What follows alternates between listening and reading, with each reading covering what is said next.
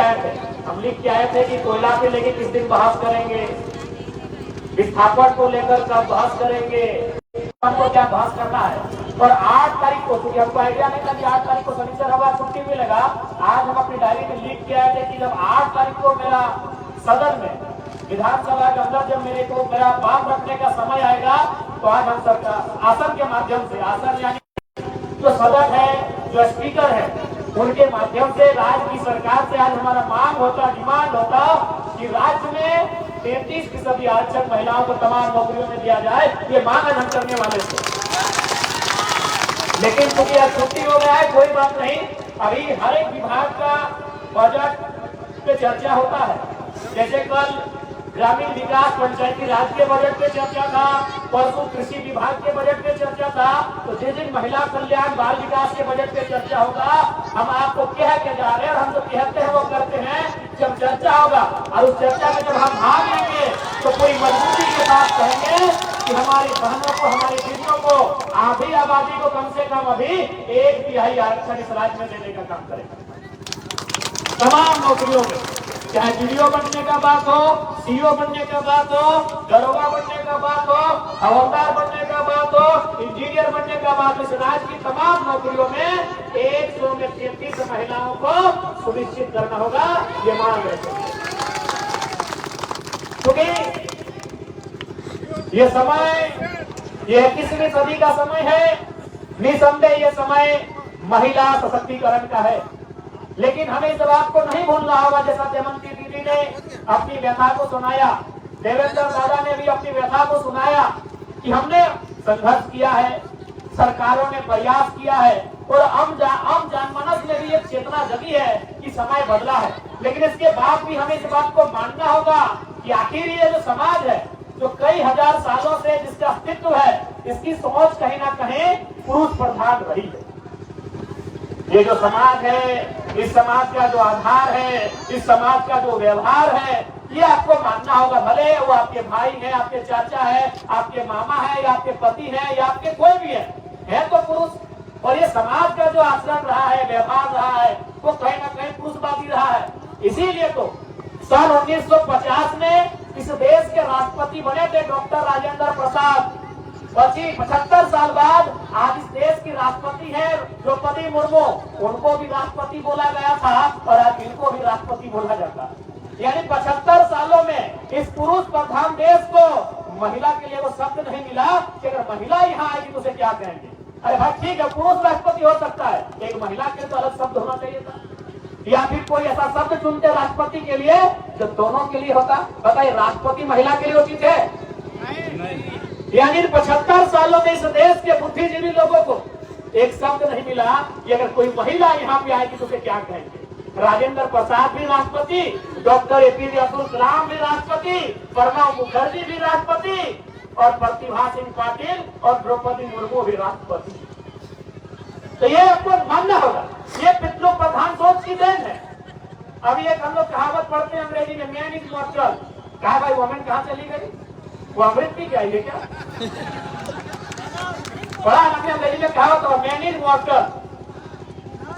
Man बोले क्या? पुरुष। महिला कहाँ चली गई भाई? तब दोनों शब्द, दोनों को इंक्लूड कहने किए कि man and women are immortal, sorry mortal. तो कहीं ना कहीं ये जो सोच रही है, सोच हजारों सालों की है। अब एक छोटा सा उदाहरण देते हैं, क्योंकि इस उदाहरण को देने के बाद हो सके मेरी बहुत सारी लोग आलोचना करें, हमारी बुराई, हमारा टांग खींचे, लेकिन सच बातें सुनाते। अभी सपोज है, हमारी अपने पति के जिंदा रहते अगर स्वर्ग से झाड़ती है, 70 साल उम्र, 80 जितना भी 100 साल ही कहना है, हम उनको क्या कहते हैं? सुहागन कहते हैं ना। यानी पति जिंदा है और अगर वो स्वर्ग से झाड़ती है, सुहागन। लेकिन बेचारी अगर पति पहले गुजर जाए तो अभागन। एक छोटा सा लॉजिक देखिएगा, जनरली यहाँ जितने लोग शादीशुदा हैं, भाई हम भी नहीं है और देवेंद्र का भी नहीं है, तो जितने लोग शादीशुदा है, बेटी भी नहीं की अभी, तो जितने लोग शादीशुदा है, आप थोड़ा सा स्टडी किया यही कितने हैं? नहीं करने से भी 2-3 हजार लोग हैं, इनमें से नहीं करने से भी 1000 लोग शादीशुदा है। आप हमको एक रिपोर्ट बताइए तो कि लड़का को उम्र ज्यादा है कि लड़की का? लड़का का। एक दो अपवाद होगा, मुश्किल से एक भी, हमें लगता है यहाँ एक भी नहीं होगा। यानी 1000 में 1000 जो शादी हुआ है उसमें लड़का 5 साल लड़की से बड़ा है, कोई 10 साल बड़ा है, कोई 4 साल बड़ा है, कोई 15 साल बड़ा है कि नहीं? और आप क्या चाहते हैं? एक तो अपनी उम्र की छोटी लड़की से शादी भी की है और चाहते हैं मेरा जीतेगी तुम मरेगी तब तुमको सुहागन करेगी। यानी एक तो कम उम्र में शादी करके लाए हैं और क्या चाह रहे हैं कि हमसे 2 साल पहले ही मर जाओ भाई। हो सके मेरे इस स्टेटमेंट के बाद मेरी लोग आलोचना करें कि आप ये क्या कर रहे हैं, लेकिन थोड़ा सा दिमाग से सोचा जाए, ये व्यवहार उचित नहीं है क्योंकि सोच पुरुषवादी है।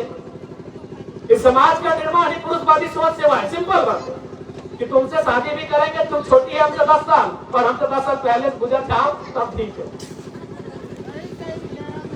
इसलिए चूंकि ढांचा पुरुष प्रधान का रहा है, बदलाव हुए हैं, संघर्ष हुआ है। महापुरुष चाहे ज्योतिबा फुल्ले रहे, डॉक्टर भीमराव अंबेडकर रहे या तमाम महापुरुष संघर्ष किए हैं, लड़ाई लड़े हैं, लेकिन ये भी सच्चाई है कि 75 साल में महिला अगर इस राष्ट्र की संवैधानिक सर्वोपरि पद पर आ जाए तो उसके लिए एक शब्द नहीं खोज पाए हैं। ये भी सत्य है हमारे देश में। खैर जयमती दी ने जो हमारी तमाम की विधायक की प्रत्याशी रही हैं, बहुत सुंदर इन्होंने कहा कि जब आप इतिहास को लिखेंगे आने वाली पीढ़ियां आपकी कसमें खाएंगी। आज नारी सशक्तिकरण का दौर है और हमें पूर्ण आशा है इस दौर को सबल करने के लिए आप तमाम हमारी दीदियां, हमारी बहनें पीछे नहीं हटेंगी। सबसे महत्वपूर्ण बात और एक बात दीदी लोग, क्योंकि हमेशा इस विषय पे आता है पुरुष और नारी की जब बात आती है तो लोग कहते हैं कि नारियां कोमल होती हैं और अक्सर कविताओं में देखिएगा, शेरो शायरी में पढ़ेगा, जब एक स्त्री की बात आती है तो कोमल, सरल, नाजुक इन शब्दों का प्रयोग किया जाता है। क्योंकि मैं आपको कहना चाहूंगा जितनी मेरी दीदियां हैं, अगर कोई इन शब्दों का आपके लिए प्रयोग करे तो उसमें हतोत्साहित होने की आवश्यकता नहीं है। ये विधि का निर्णय है आपके लिए, जिसने संसार को बनाया है। कोई ईश्वर कहे, कोई अल्लाह कहे, कोई वाहेगुरु कहे, कोई मरांग गुरु कहे, कोई बुढ़ा बाबा कहे, कोई प्रकृति कहे, जिसने भी ईश्वर, जिसने भी संसार को बनाया है उसने वास्तव में बनावट की दृष्टि से पुरुषों की तुलना में स्त्रियों को मुलायम बनाया। मेरा तर्क सुनिएगा, क्यों हो सके मेरी आलोचना आप कर दें कि आप स्त्रियों के लिए मुलायम, सरल, कोमल शब्द का प्रयोग कर रहे हैं, लेकिन मेरा तर्क सुनिएगा। अच्छा, आपने मिट्टी के बर्तन को बनते हुए देखा है? अच्छा, अगर एक बात बताइए, अगर मिट्टी कठोर है तो क्या वो बर्तन बनेगी? नहीं बनेगी ना। यानी मिट्टी को पानी में गीला करना पड़ता है, यानी कोमल। मिट्टी अगर कोमल बनेगी तभी वो बर्तन बनेगी। आपने लोहा को देखा है तलवार बनते हुए? क्या जो लोहा कठोर है, रड के समान है, वो तलवार बनेगा?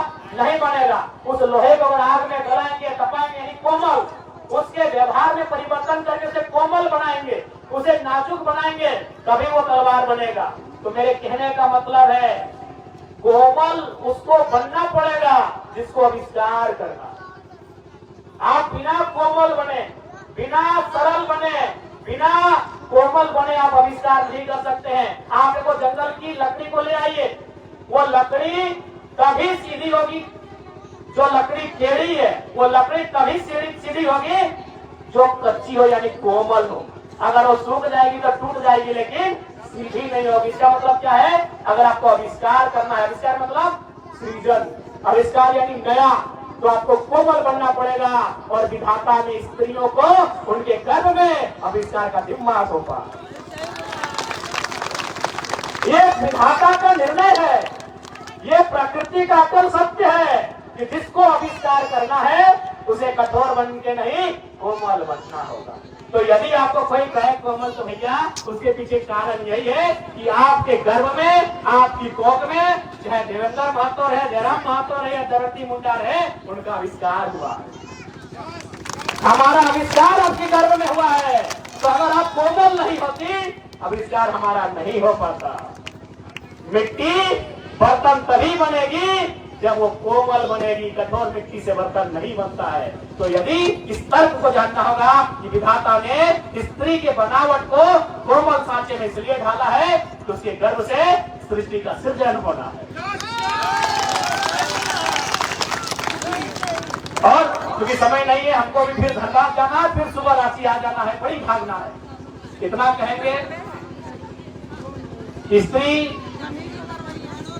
इस देश के महान साहित्यकार मुंशी प्रेमचंद, उन्होंने अपनी कालजयी पुस्तक गोदान में लिखा है कि एक इंसान को महान बनने के लिए 3 क्वालिटी होना चाहिए: त्याग, सहनशीलता और क्षमा। अगर एक इंसान में 3 क्वालिटी है, त्याग, सहनशीलता और क्षमा, तो इंसान महान है। लेकिन एक स्त्री जन्म से 3 क्वालिटियों के साथ आती है, वो जन्मजात महान है। पहला क्वालिटी त्याग। त्याग समझा है यार? त्याग मतलब पप्पा के घर छोड़ के ससुरा के घर आए, त्याग है ना।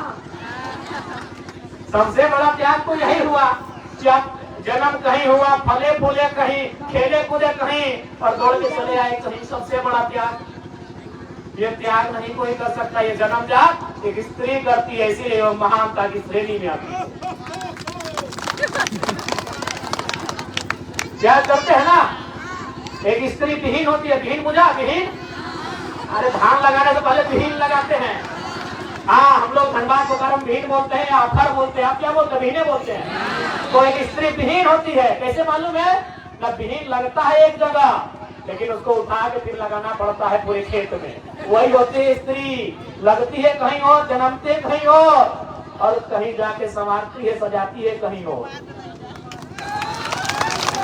दूसरा क्वालिटी है सहनशीलता। आप समझ रहे हैं? सहनशीलता मैंने सहना, सहना। आप यही एगो उदाहरण लीजिए, यही अगर कोई दो पति पत्नी आए हैं तो उनको सामने लाइए, जिनका छोटा छोटा बच्चा हो, दोनों की गोद में छोटा छोटा बच्चा दे दीजिए, और सौभाग्य ये हो कि एक ही उसी टाइम या तो वह शौचालय कर दे या तो पैखाना करे। आप उसका भाव देखिएगा, एक मर्द का भाव देखिएगा और एक महिला का भाव देखिएगा। महिला के भाव में अंतर नहीं होगा, और मर्द पर गए इसको लेके जाओ। गलत बोल रहे हैं? सहनशीलता यानी धरती के बाद किसी में अगर सहने की क्षमता है, एक स्त्री में। छोटा तो ट्राई कर लीजिएगा, एक बच्चा पति को एक पत्नी को दीजिएगा और उसी समय वो 1 नंबर या 2 नंबर कर दे, उसके भाव से पता चल जाएगा। तो बोले तुरंत इसको दूर करो, कपड़ा बदलो, महिला कुछ नहीं बोलेगी, क्योंकि इस धरती, क्योंकि धरती बहुत कुछ सहती है। धरती भी एक माँ के रूप में है। धरती के बाद अगर दुनिया में कोई सहने जानती है, एक स्त्री जानती है। तीसरा क्या है? क्षमा। अभी अगर लड़का लोग झगड़ा करे, अरे फल्ला जगह हमारा झगड़ा हुआ, अरे कोई बात नहीं, पहचान के रखो कौन कौन है। 2 दिन बाद पटका पटकी करेगा, 4 दिन बाद पटका पटकी करेगा, 1 साल बाद पटका पटकी करेगा, मेला के बदले अगला साल बाद मेला में बदला हुआएगा।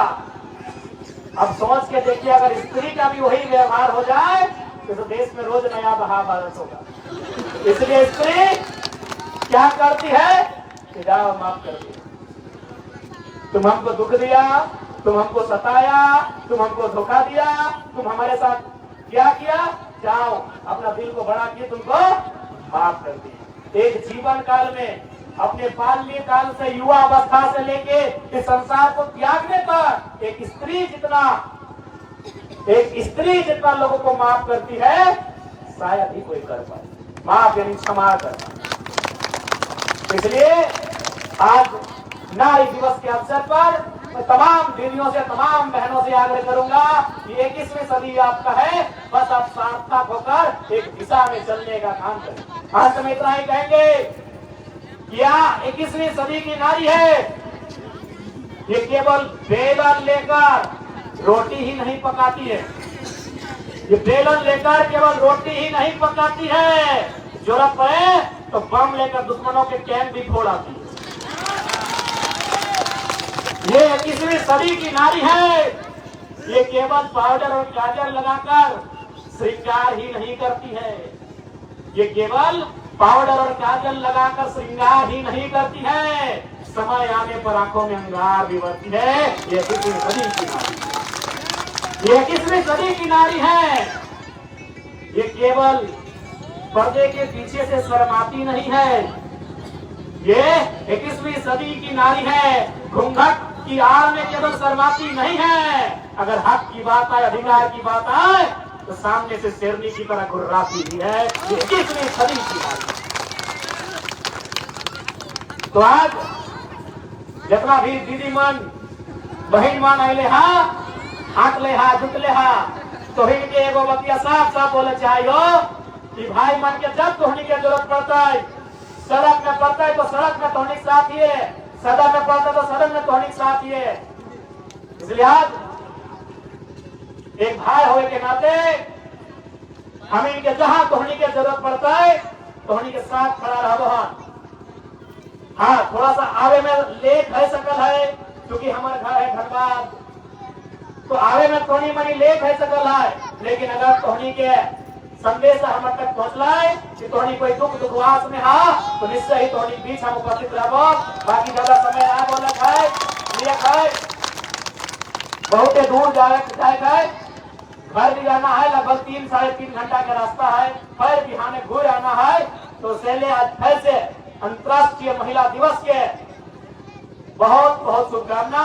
और जिस दिन महिला विकास, बाल कल्याण, सामाजिक कल्याण के बजट पे चर्चा परिचर्चा करता है, उस दिन महिला के आरक्षण के लेके बात के मजबूती के साथ विधानसभा के अंदर उठेबो, बात तोहनी के बोले चाहिए, तोहनी के बोल के जाए जानियो। जोहार झारखंड, जय झारखंड। तमाम बोल जोहार। जितना भी नारी शक्ति था 21वीं सदी नारी शक्ति के समय के जोहार रहता है। महिला अंतर्राष्ट्रीय दिवस के असंख्य अनंत शुभकामनाएं, कोटि कोटि शुभकामनाएं। जय झारखंड, जोहार।